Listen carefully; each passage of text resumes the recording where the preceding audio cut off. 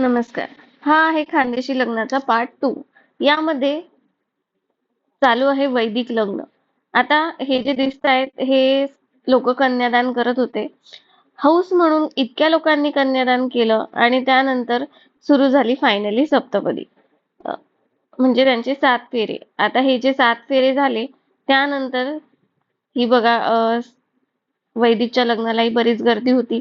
त्यानंतर ब्राह्मणाने सांगितलं होतं म्हणून ज्या 7 सुपाऱ्या असतात त्यांचं जी नवरीबाई होती तिने मस्त अशी पूजा करून घेतली आणि प्रत्येक सुपारीसोबत एक-एक वचन तो ब्राह्मण सांगत होता. आता यात मला त्या ब्राह्मणाचा खूपच राग येत होता. कारण की तो प्रत्येक जे वचन आहे ते फक्त त्या मुलीलाच घ्यायला सांगत होता.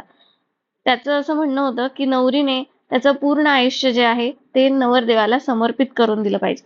त्यानंतर हा नवरी आणि नवरदेवचा नेक्स्ट लूक होता आणि त्यानंतर आम्ही घरी आलो आणि घरी आल्यानंतर पाणी बदल झाल्यामुळे माझी जी सर्दी झाली होती आणि त्यामुळे मी घेत होती वाफ. चला भेटूया उद्या. बाय.